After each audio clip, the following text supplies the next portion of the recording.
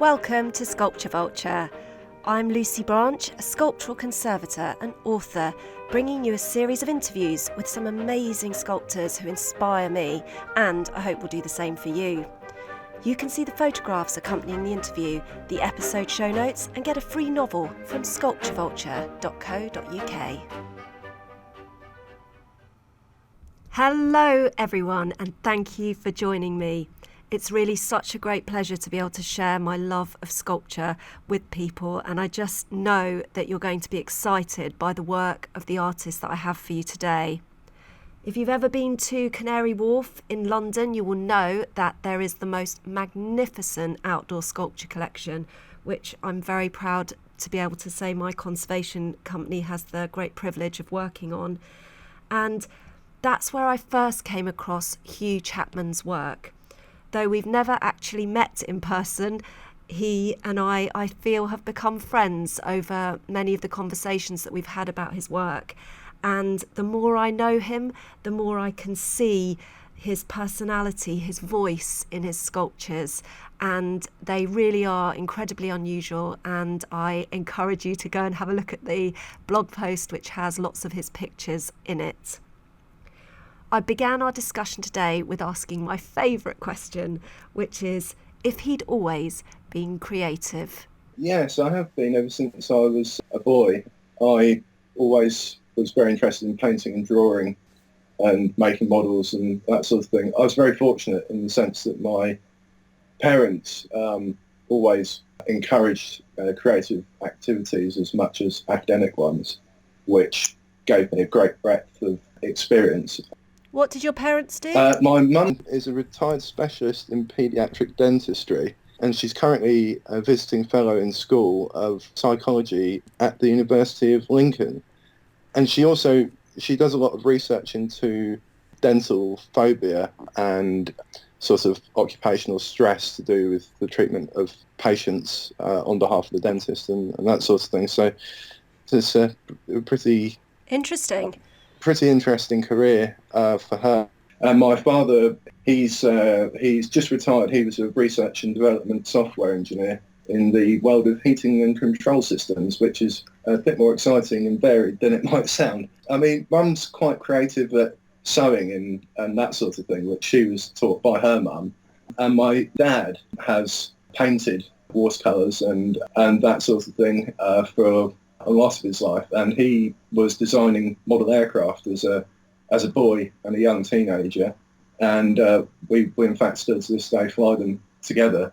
Sounds cool. Yeah, it's good until you crash them, but that's a useful skill as a young boy to learn that when you do crash your model, it is possible to put it back together again. But no, they were very good, and in fact they sacrificed a great deal for me because I am severely dyslexic, and at school I was basically, it was resigned to the fact that I was thick, and they remortgaged the house to send me to private school where education in the arts and creative subjects was actually more prevalent anyway. So I was very fortunate to go to schools where it was understood that academia wasn't everything, although I did struggle with the feeling that, my brother, he's very academic as well, and in my early life I struggled with the feeling of I needed to do something academic, and I would have been much better off had I, at an early age, established that being a creative person was a good thing and equally as merited as being highly academic. Isn't it funny, though, how we resist our natural inclination just because of the situation around us? I think my father was the same. I mean, he was a real genius as an artist and became a restorer. But the thing is that the art part of it, he said, saved his life because his dyslexia was so severe that he felt inadequate compared to everyone around him who could do all sorts of things that to him were virtually impossible. Yes. I mean, it's a deeply difficult position to be in, particularly when you're told that your GCSE English and maths except you're not going to have a life unless you succeed well in those subjects. It's madness. It's an unbelievable pressure. And I think that certainly in previous times, people were fortunate enough when academia wasn't everything. People at quite a young age, I believe, were recognised for their ability and taken aside and been like, I think you should look at doing this, which if I'd applied myself solely to my creative outpouring at an earlier age, I don't know where I'd be today, but I should imagine in a more advanced place than I am as I stand today. And so did it change for you? Did you suddenly think, this is it, this is for me? It took me a long time to fully break off from the idea of academic subjects. I think it must have been in my early 20s that I fully realised that I had something really to offer, and to put myself in a position to forget about that and move on. And I did that initially with photography. I self-taught myself photography at 13 with my grandfather's old single-lens reflex camera. Completely different to digital. These days, it's a whole art. It's a painful learning process. When you can only afford one film a month, it takes time, but it focuses the mind. I think digital is too easy. No developing, and you really have to be technically skilled with film because you can't see the result. And I fear that a lot of people aren't learning photography properly because they're just looking at the back of screens and saying, well, that's worked. But it did actually turn into be quite pivotal later on in life because I specialised in printing in the darkroom, which is all about light, of course, which is absolutely crucial to where I am today. And when did you start using your hands? Well, every time my parents took me to an art gallery, I would come back and I'd do a painting. And we went to St Ives on holiday when I was about 12 or 13. And we went to the Tate there, and we went to Barbara Hepworth's house. And I can remember it being like I've just walked into a whole different world. That garden is fantastic. It is astonishing, and the sculpture just belongs there. They're one and the same thing, and I was moved, and I had my sketch pad with me, and I drew sculptures the whole way home back in the car. So how long is it back from Cornwall? Well, it depends on the state of the roads, but anywhere between some hours and a day. But I came home and I had some drawings, and my dad took me to a wood yard where we went and saw this nice old guy and said, can I have a piece of oak? And he sort of pointed at this bit on the floor and said, oh, you can just have that. And so I made my own rather naive Barbara Hepworth, broke two of my grandfather's chisels in the process on the seasoned oak, which was like concrete. And I can't help but feel that I was thinking about this only earlier, that maybe the experience of carving a piece of oak that's sat around for 50 years put me off, because I think concrete was probably a more forgiving subject. And especially when, as you say, it's aged to such an extent. Yeah, I mean, if you try to put a nail in it, that you're not going to manage, the nail's just going to bend, basically. Yeah. And you can see why sculptors carve green wood, because otherwise you'd be there for eternity. Yeah. But Barbara Hepworth's probably laughing her head off. Yeah, probably is. She probably is. And it's funny because it kind of goes back to what we were talking about earlier about relinquishing things. I wish at that point I'd realised what an impact that it had on me and focused more attention on maybe that this is what I should be doing. Because I don't think anything has had such a bearing on my life as that visit. And so when did you start creating again? I started work as a commercial photographer, and I was earning quite a lot of money, but it was awful.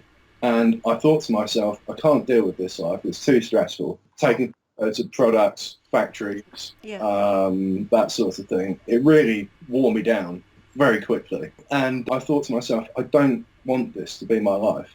I can go on earning £500 a day or whatever, but it's not worth it. Yeah. And when I was at school, much to my frustration, because I wanted to be an architect, so drawing was important, I was forced to do ceramics because I was really good at it. And I thought to myself, well, I'll just go back to the ceramics, and got a kiln and everything like that, and pug mill and everything. It didn't take me very long before I became completely frustrated with the properties of the clay. Its lack of structural strength, its inability to make very, very controlled surface.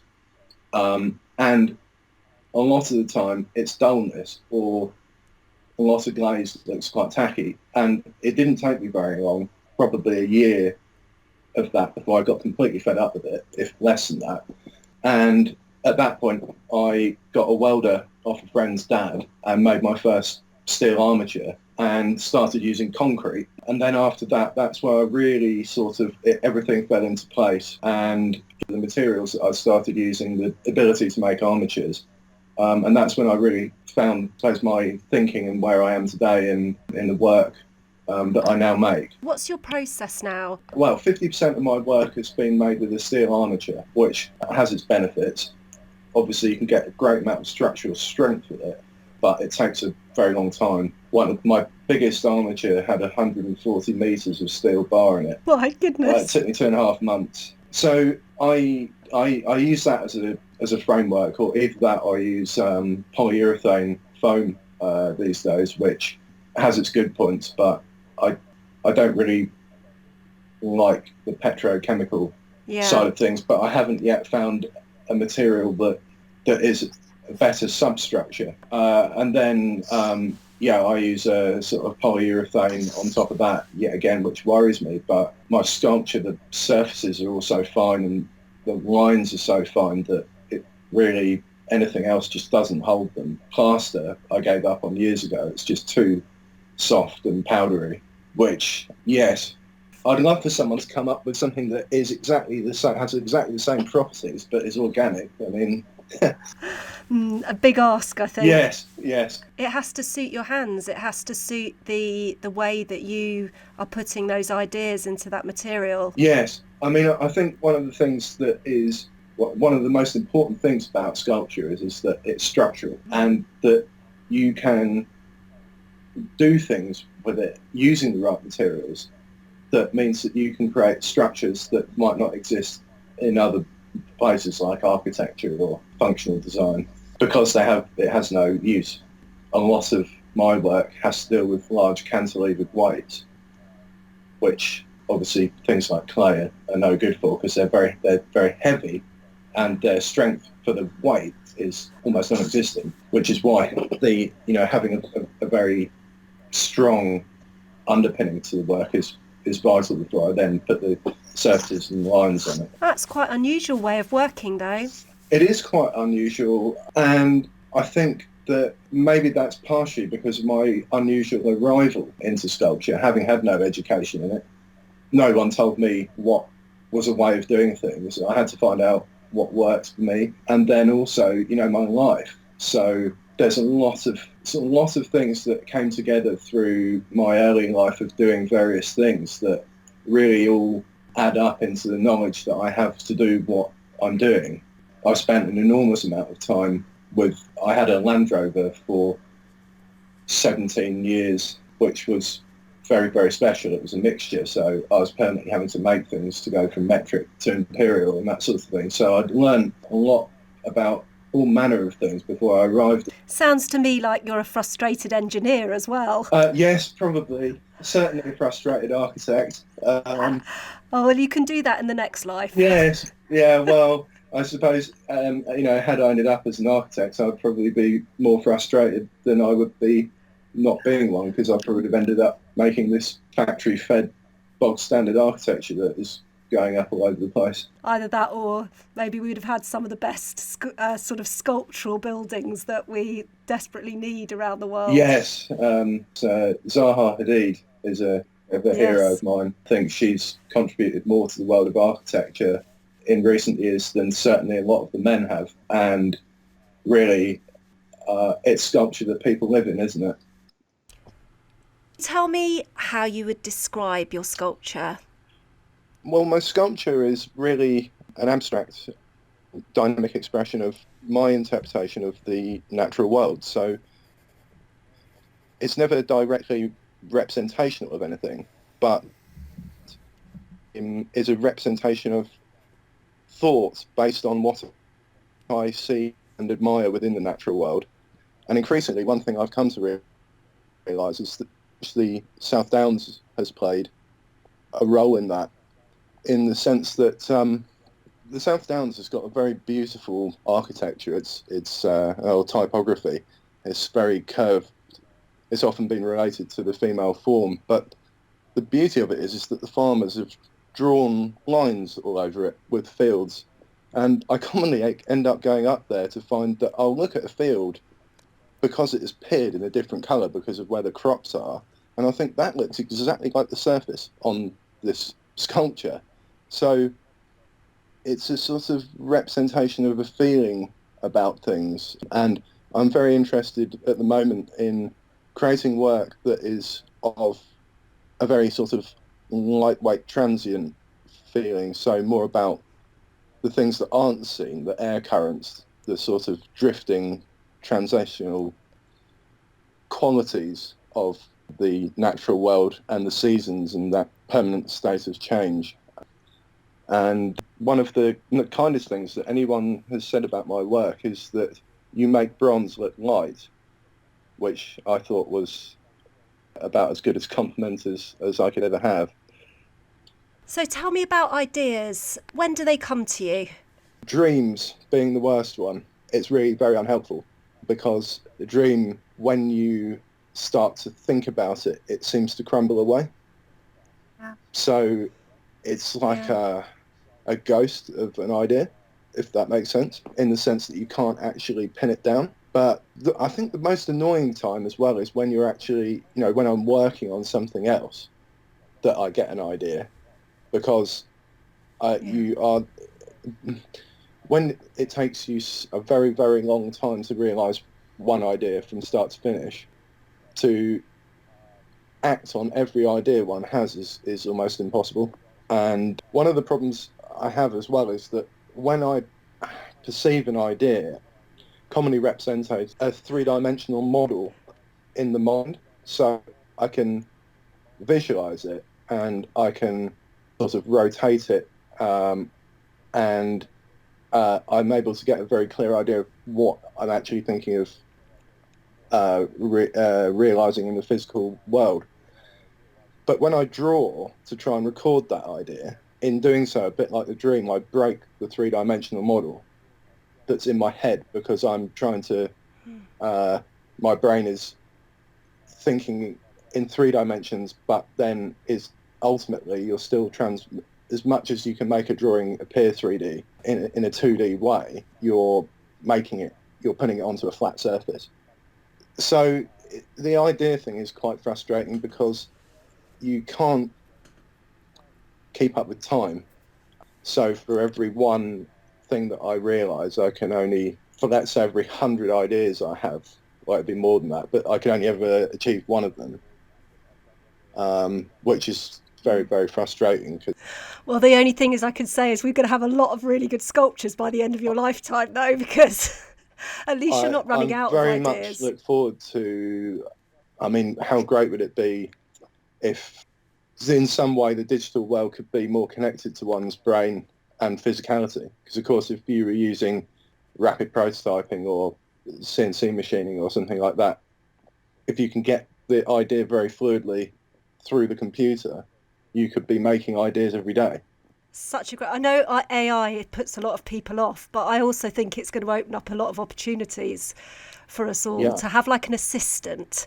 If it was just your kind of ideas assistant, you are obviously the creator, but still having something that can process at such speed that is beyond human capacity. It would be. That would be something incredible. We'll have to see how we go, but I kind of suspect that I may be not here when we get that far.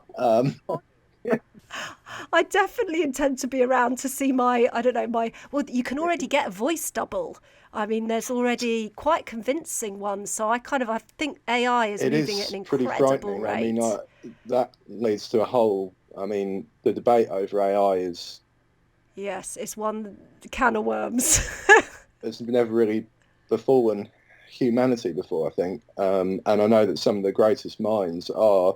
Stephen Hawking, for example, is very, very, very anti-AI, or was, sorry, because I think it's a dangerous unknown. But they would have said that about the True. internet and all sorts of things. So I think it's going to be a tool. I hope that's how we'll use it anyway. So Hugh, tell us, what does it take to be a professional sculptor? It's quite complicated. I think you've got to be, you have to be practical, but then it's philosophy. Firstly, stubbornness is absolute. Yeah, I mean, unless you're Tenacity. completely committed, there's not much point in bothering, I'd say. Ultimately, the worst thing about it is if you've got a problem, it's a problem that only you can solve. And that's a very lonely place to be, because it's not like, sometimes I can ask people, like, if I'm struggling with things, what they might think, but quite commonly, as much as that's helpful, it can be detrimental because they don't fully understand the complexity of everything. So you can look at something in an ideal and say, well, I don't like that, how that is, but that might be like that because of everything else. And that can be, a bit like what I was talking about, dreaming when you've got a problem, working through it on your own is challenging. And some of the decisions that one has to make are irreversible, which is tough because let's say I decide that I might decide to cut something off. That's something that I may cut off. I may have spent months working on, but I can't be absolutely sure that cutting it off is the right thing to do until I've done it.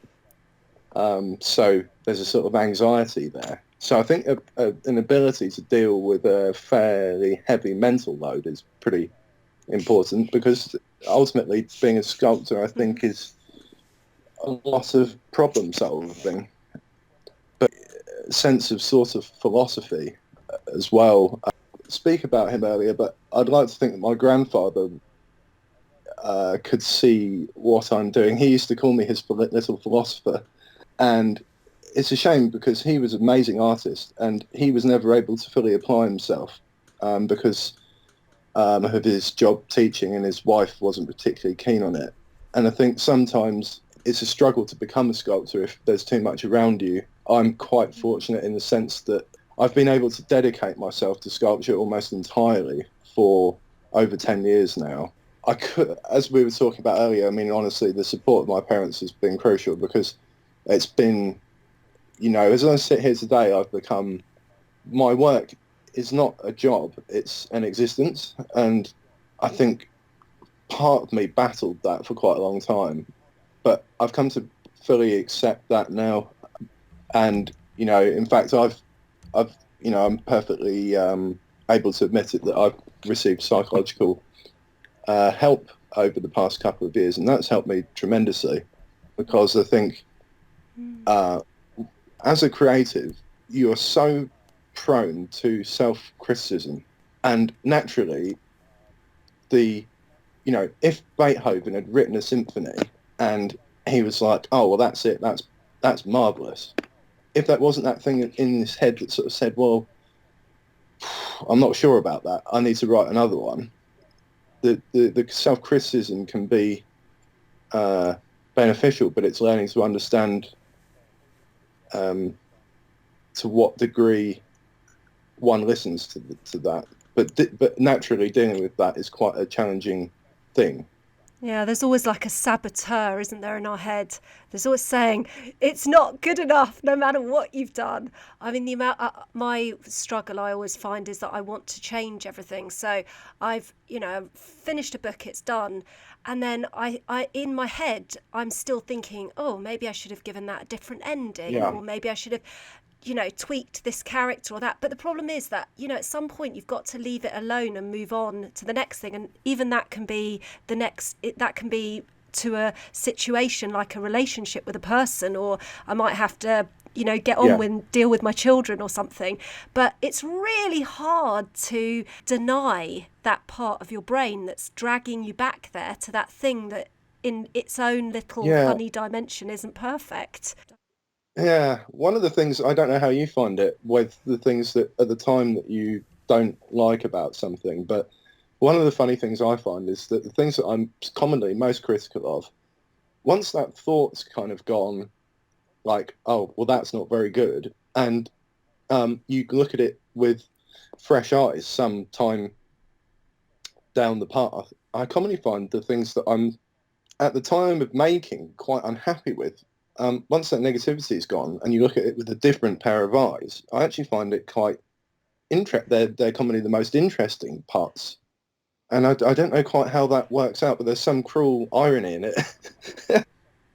Has there been a piece of work that you've done where you've stood back and thought, do you know what, if I never make another sculpture in my life, I've done it? Well, certainly the growth form at Canary Wharf is a huge honour to be in that collection of work, and to have it positioned where it is, particularly in my very early stages of working as a sculptor, to have that there is an incredible thing. It is an incredible sculpture. It's one of these pieces that every time I go there, it just says something different in a different light. And because of all the beautiful planting they've got around there as well, I think it changes every day. I always think about it. The sculpture and the location are both amplified so much by their mutual engagement. And so that sculpture was on loan for a few years before Canary Wharf actually bought it. And I was told the reason why they actually bought it was because of the public response to it. If you could have a shout out now to someone who's commissioning, is there a place you'd like to see one of your sculptures? I struggle to think about answering this because I'm so far away from where I'd like to be in a lot of ways. I have such a desire to make genuinely monumental sculpture that is able to engage with enormous spaces. I guess an example for that would be Anish Kapoor's Cloud Gate or Gormley's Angel of the North. But obviously very few people ever get there. But I suppose in a way it's a sort of social idea in the sense that it can benefit the public, everyone, whether you have any interest in art, whether you've never been to an art gallery at all, whether you're looking out of your flat window, for example, that sort of thing. I would be really honoured one day to have an exhibition at the Yorkshire Sculpture Park. That place is, I think, one of the best places in the world to see sculpture. The landscape. I completely agree, yeah. I went to see a Tony Cragg exhibition there and it was just mind-blowing. That was the most recent one. But that would be a great honour. And then for me, one thing I'm very interested in is my work being installed in a cathedral. Are you religious? I'm not. I'm an atheist. But I think that beauty is integral to religion. The amazing art that has come out of faith, all sorts of faiths. Absolutely, and the music as well. Yeah. It's been the breeding ground for almost all of our culture today, when you think about it. And I don't think that something needs to be a religious icon or a direct representation of something to mean something spiritually. One of the greatest moments for me in my life, I think, was when my mum showed one of her friends who's a nun my work, and she broke down in tears. That, for me, is probably more important than any... It's the reaction. I think I know exactly what you mean. Art, it is a spiritual thing, even if you take God out of the equation, which is a bizarre thing to think of. That's precisely why, because it speaks so deeply to you and to the kind of the core of us. Absolutely. I mean, if I may quote forgive me if the quote's not accurate, but the late Roger Scruton, philosopher, he said, in beauty we find both amplification of our joys and consolation for our sorrows. That's a great quote. Which is what I live my life by.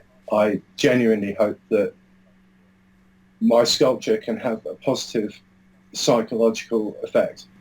Hugh, just tell everyone where they can find out more about you. So you can visit my website, which is www.hughman, spelled HUGHMAN.co.uk, or my Instagram, which is @HughmanStudio, which is one word. Yeah, those are the two best places, really.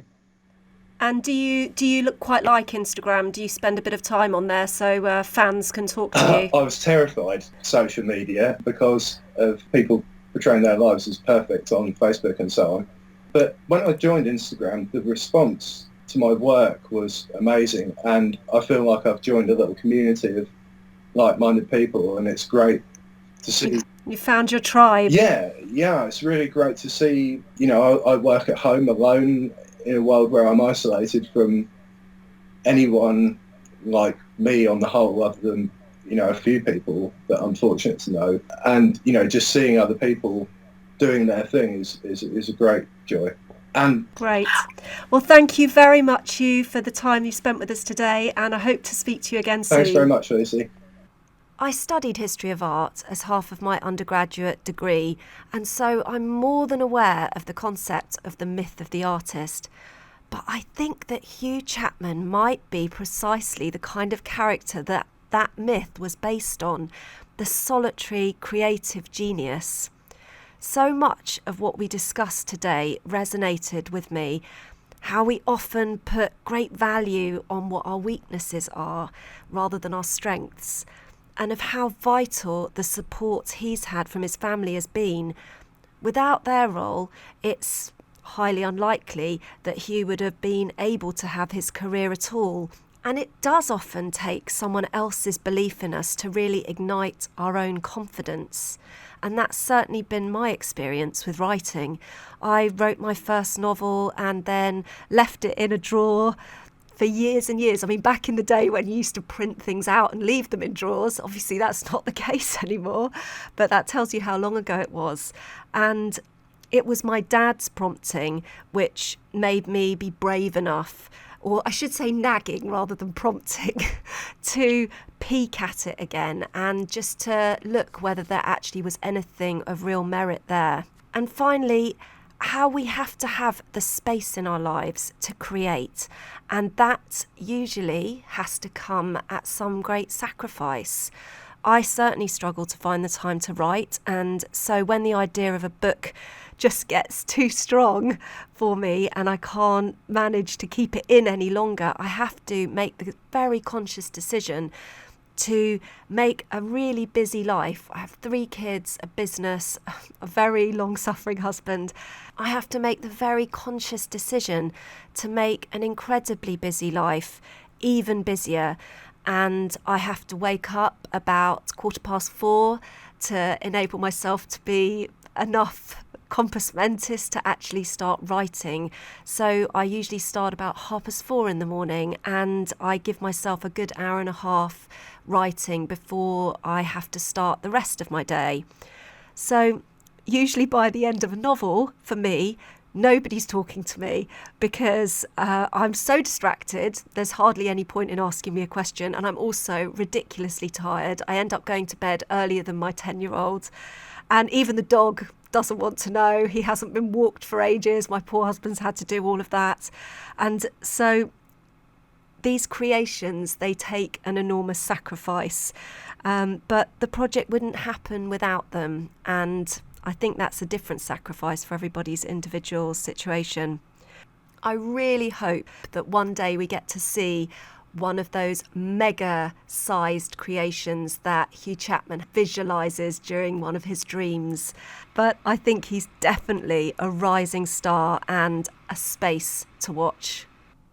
So the next interview coming up is with Paul Day on the 1st of December, who so many people will know if they've ever travelled into St Pancras Station in London. He was commissioned to create that colossal bronze standing at the end of the platforms called the Meeting Place, which he tells me has been a very controversial sculpture, though for me, who is a romantic soul, it's just perfection itself in bronze. His ability to tell stories through friezes in particular make his work endlessly interesting, and I really encourage you to join me. He's a really fantastic character. If you're looking for a new book, please consider one of my novels about the dark side of the art world, where sculpture is always at the heart of the story. You can get them on the show website, on the usual online retailers, or even better, keep your local library alive, ask for them in there. Thank you for joining me today. Sculpture Vulture has been brought to you by Antique Bronze.